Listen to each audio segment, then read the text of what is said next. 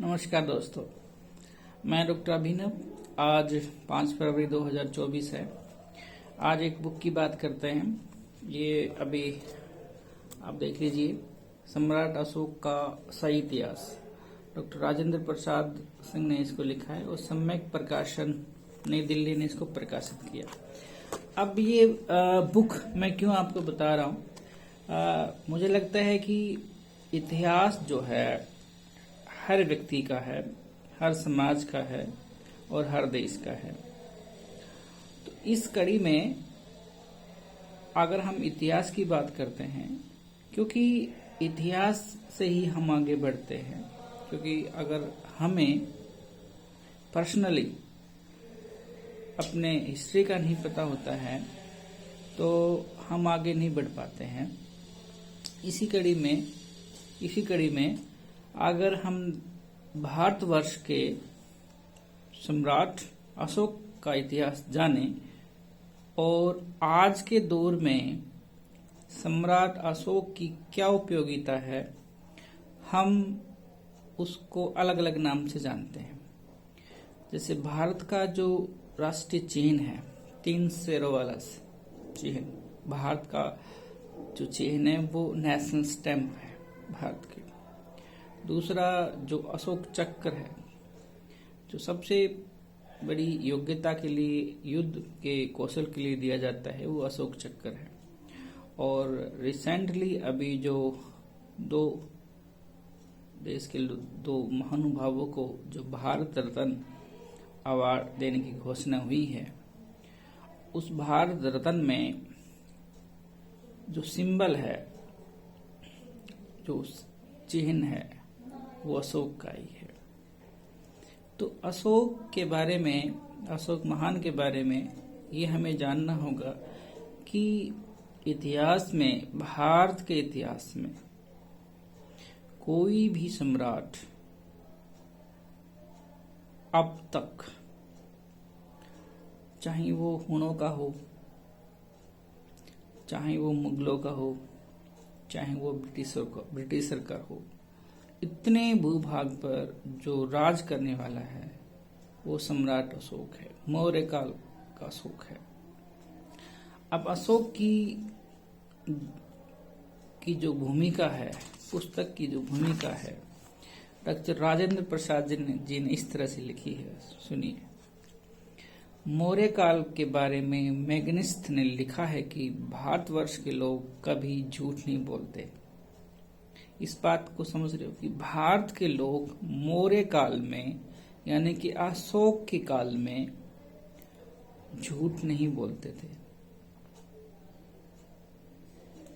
अभी एक स्टडी आई है, आप उसको देखिए कि वर्तमान में 194 कंट्री हैं पूरे वर्ल्ड में, उनमें से भारत सबसे ज्यादा झूठ बोलने वाला देश है। आप गूगल पर सर्च कर लीजिए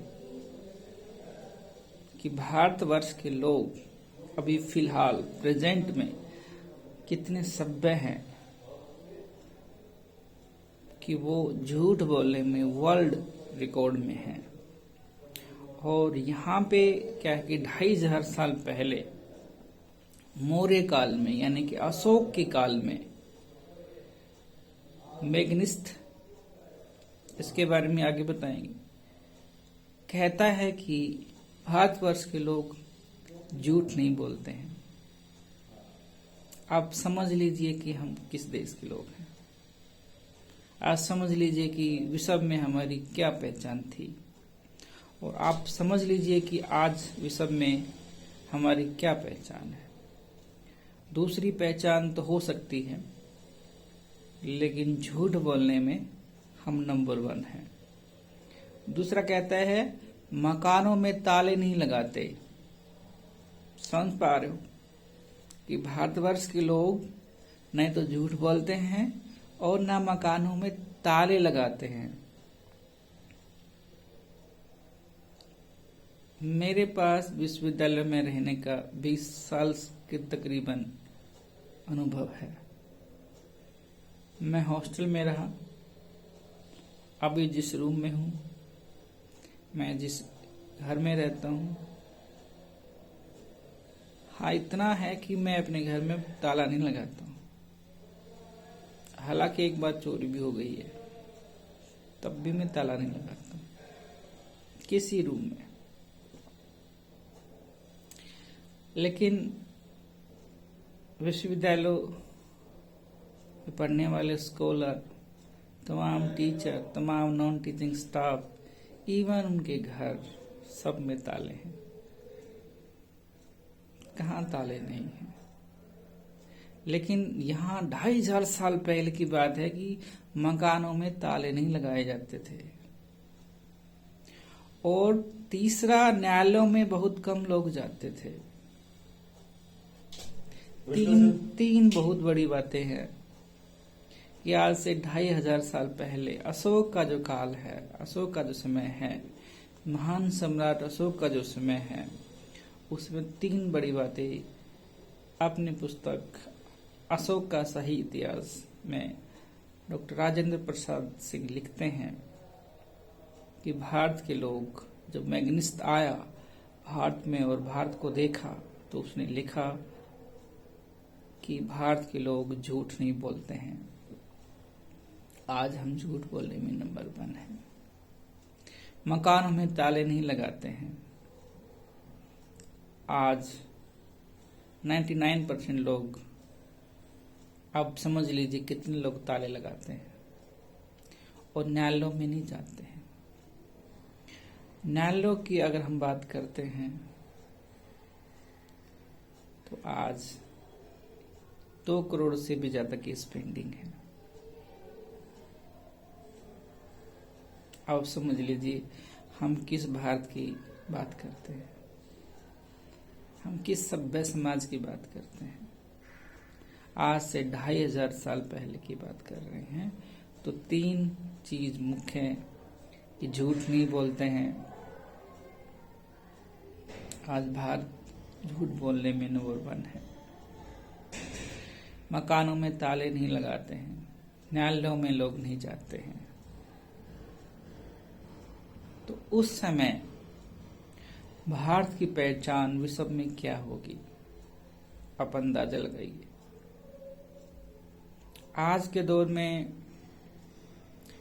जो नेपाल भारत का हिस्सा था कल, पाकिस्तान जो भारत का हिस्सा था कल, अफगानिस्तान जो भारत का हिस्सा था कल, श्रीलंका जो भारत का हिस्सा था कल, म्यांमार, बर्मा जो भारत के हिस्से थे कभी, आज आके दिखा रहे हैं।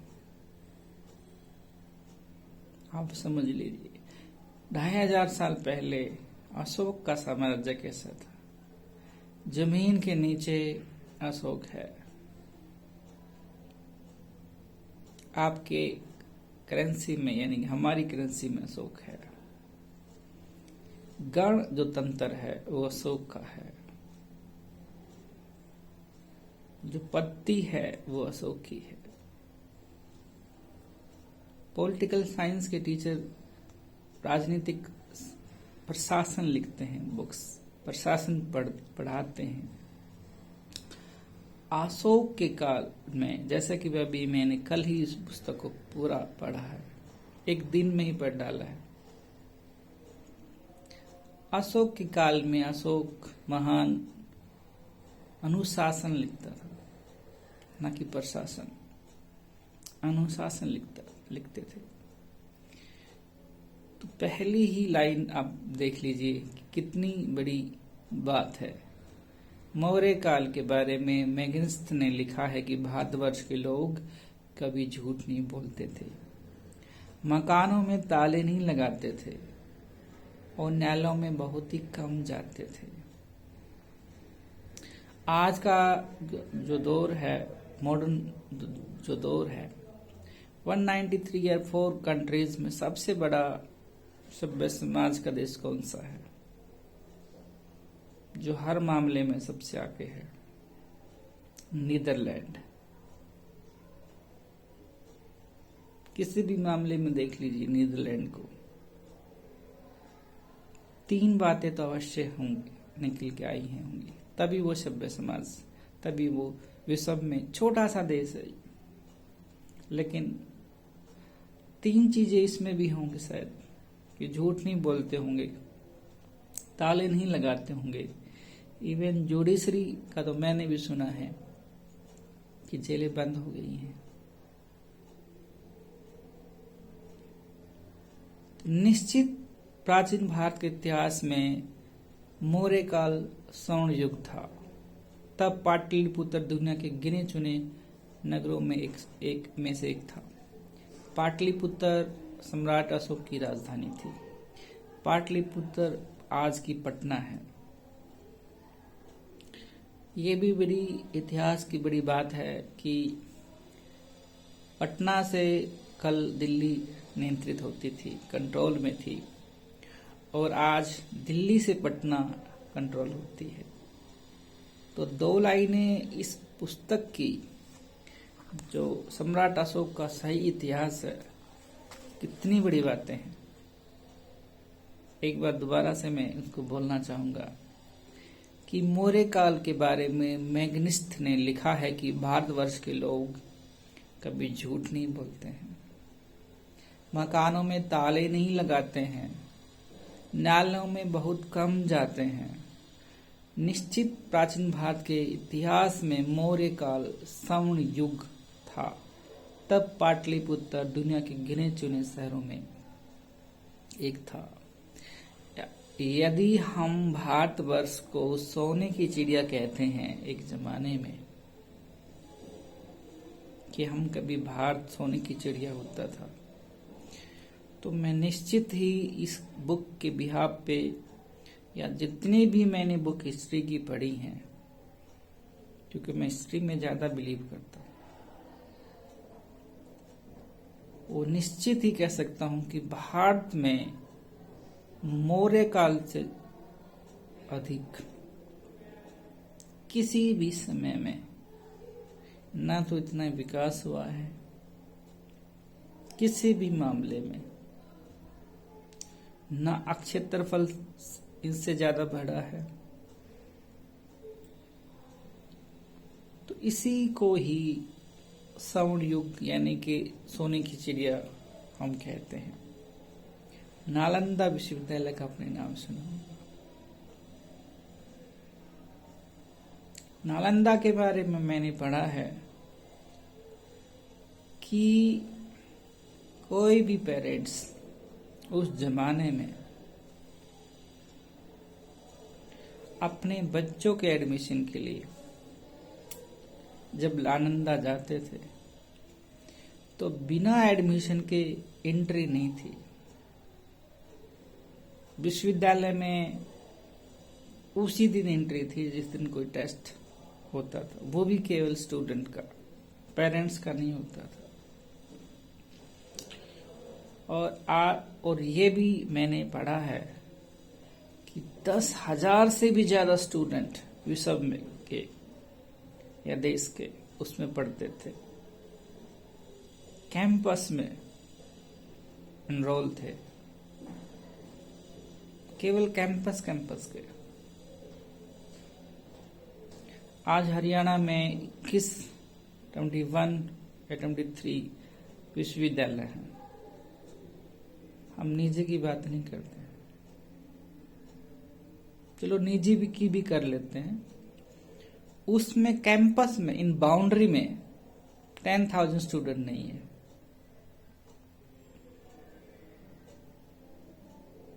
आप काउंट कर लीजिए, आप जहां पढ़े हैं नहीं मिलेंगे। हाँ, आप ये कह सकते हैं जो उनके अंतर्गत कॉलेजेस आते हैं, डिस्ट्रिक्ट कॉलेजेस आते हैं, उनको मिला के हो सकते हैं, लेकिन कैंपस के नहीं है। ये नालंदा विश्वविद्यालय था। तो भारत की पहचान, भारत की आन और भारत की शान, भारत के सोने की चिड़िया कहना कोई गलत नहीं है। 2 लाइनें कितनी बड़ी पावरफुल है, क्योंकि अगर आपको हिस्ट्री का नहीं पता है तो अपने फ्यूचर का भी नहीं पता है। जैसे घर में हेरिटेज आपको मिलती है, हेरिटेज में संपदा मिलती है, दौलत मिलती है, जमीन जायदाद मिलती है, उसी के अनुसार आप आगे बढ़ते हैं, उसको देख के आगे बढ़ते हैं कि अगर आप इस संपदा को बनाए रखना चाहते हैं तो अच्छा काम करना होगा। अगर आप बुरा काम करते हैं तो संपदा गवा दोगे। इसलिए व्यक्ति की हिस्ट्री उसके परिवार से संबंधित है और व्यक्तियों के समाज की हिस्ट्री उसके समाज से संबंधित है और देश की हिस्ट्री, देश का इतिहास उसके लोगों से संबंधित है। देश केवल जमीन नहीं है, देश में लोग भी हैं और लोगों के कार्य भी हैं। तो भारत का जो इतिहास है वो आपका इतिहास है। आप किसी भी कार्य को तभी बड़ा कर सकते हैं जब आप इतिहास को देखते हैं, अपने इतिहास को देखते हैं, क्योंकि हम हर दिन एक नई चीज, एक नई उम्मीद के साथ आगे बढ़ते हैं। तो देश भी ऐसे ही आगे बढ़ता है। तो आगे बढ़ते हैं। पाटलिपुत्र के मध्य में मौर्यों का राजप्रसाद स्थित था। यानी कि राजप्रसाद का मतलब है कि संसद, एक बहुत बड़ा भव्य संसद। स्ट्रैबो ने लिखा है कि पाटलिपुत्र का राजभवन एशिया के प्रसिद्ध सूसा तथा एटबटना के राजभवन से कहीं अधिक शानदार था। स्ट्रैबो एक इतिहासकार हुए हैं। वो लिखता है कि पाटलिपुत्र का राजभवन एशिया में सबसे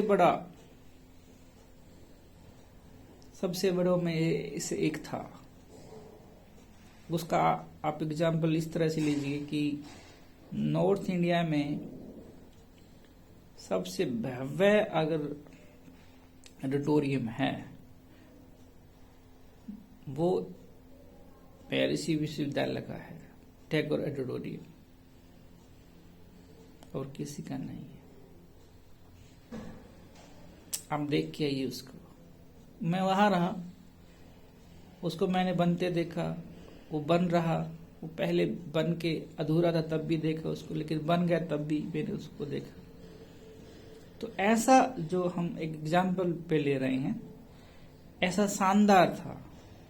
जो लोग मौर्य कला पर ईरानी कला के प्रभाव के पक्षपाती हैं, उन्हें उनका जवाब खोजना चाहिए। मैग्निस्त ने लिखा कि मौर्यों के शाही महल के स्तंभों पर सोने की बेलें चढ़ी होती थी। यानी कि हम जो पिलर देखते हैं उस पे सोने की बेलें चढ़ाई गई थी। चांदी के पक्षियों को उन पर सजाया गया था। सोने चांदी से शाही महल सुसज्जित था। कोई 500 साल बाद आए चीनी यात्री फाया ने जब पाटलिपुत्र स्थित राजभवन को देखा तो वह दंग रह गया। लिखा कि शहर के बीच शाही महल और उसके हाल पहले की तरह अब भी खड़े हैं। यानी कि 500 साल बाद, मैग्निस्त से 500 साल बाद आया था फाहियान। दांतों तले उंगली दबाकर आश्चर्य व्यक्त किया कि ऐसा निर्माण कार्य मानव शक्ति के बलबूते नहीं है। अब समझ रहे हो, सोने की चिड़िया। पुरातात्विक आधार पर अशोक का साम्राज्य उत्तर में हिंदकुश, पूर्व में बंगाल तक तथा उत्तर में हिमाचल के तराई से लेकर दक्षिण में मैसूर तक विस्तृत था। प्राचीन भारत का कोई भी सम्राट इतने विस्तृत क्षेत्र का स्वामी नहीं था। यानी कि प्राचीन भारत का कोई भी सम्राट, अब प्राचीन से लेकर आप मॉडर्न आ जाइए, या मॉडर्न से मिडिवल आ जाइए, या प्रेजेंट आ जाइए, आज है, आज नहीं है। डॉक्टर स्मिथ ने लिखा है कि 2000 साल से भी पहले भारत के प्रथम सम्राट ने उस वैज्ञानिक सीमा को प्राप्त कर लिया था जिसके लिए ब्रिटिश उत्तराधिकारी व्यर्थ ही आए भरते रहे तथा जिसे 16वीं 17वीं सदी के मुगल बादशाह भी कभी पूर्ण से प्राप्त नहीं कर पाए। यानी कि अशोक का जो साम्राज्य है, डॉक्टर स्मिथ लिखते हैं कि ना तो ब्रिटिशर आज तक सक्सेसफुल हो पाए, ना मुगल काल सक्सेस हो पाए। अशोक के राजप्रसाद का आदर्श था कि हर समय हर जगह पर मुझे जनता की आवाज सुनने के लिए बुलाया जा सकता है। आप समझ रहे हो ना। अशोक महान कहता था, देश का सम्राट कहता था कि हर समय हर जगह मुझे जनता की आवाज के लिए बुलाया जा सकता है। चाहे मैं भोजन कर रहा हूँ, चाहे मैं अनंतपुर में हूँ यानी कि आराम कर रहा हूँ, चाहे मैं उद्यान में हूँ, मेरे राज्य के अधिकारी जनता की कोई बात मुझ तक पहुंचा सकते हैं। सर्वलोकहित मेरा कर्तव्य है, सर्वलोकहित से बढ़कर कोई दूसरा कर्म नहीं है। समझ रहे हो ना। सम्राट अशोक क्या कहता है कि मैं इस देश का शासक होने के नाते मुझे कोई भी जनता, किसी भी प्रकार की जनता, कोई भी व्यक्ति किसी भी समय, यानी कि मैं जब भोजन कर रहा हूँ, सो रहा हूँ, या उद्यान में कहीं हूँ या राजकाज में हूँ, मुझे बुला सकता है, मुझे बता सकता है अपने कार्य के बारे में।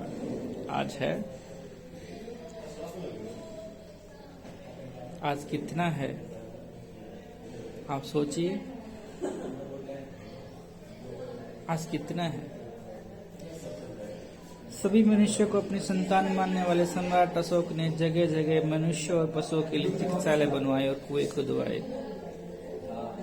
चिकित्सालय पशुओं के लिए बनवाए, कुएं खुदवाए, मनुष्य और पशुओं के लिए चिकित्सालय बनवाए।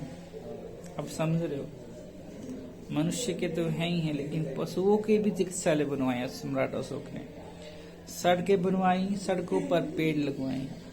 आज हम जो सड़कों पर जो जाते हैं तो दोनों तरफ पेड़ होते हैं। वो किसकी देन है? वो सम्राट अशोक की देन है।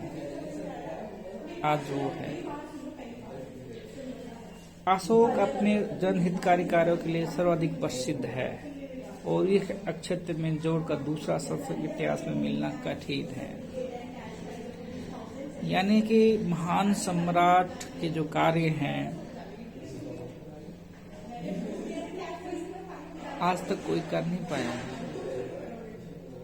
उनके कार्यों की होड़ कोई कर नहीं पाया है विश्व इतिहास में।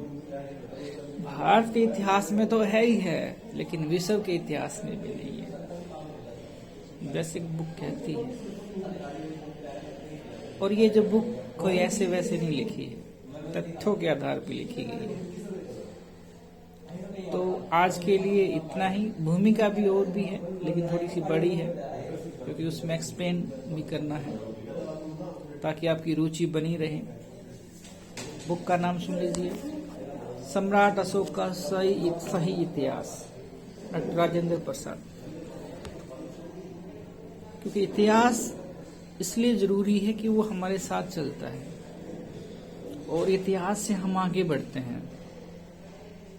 जैसे सूचनाएं हमें चाहिए हैं, इंफॉर्मेशन हमें चाहिए हैं, उसी तरह हमें अपने इतिहास के बारे में पता है, खुद के इतिहास के बारे में पता है। तो देश का इतिहास भी व्यक्ति से जुड़ा है। शुक्रिया, आपने सुना। धन्यवाद।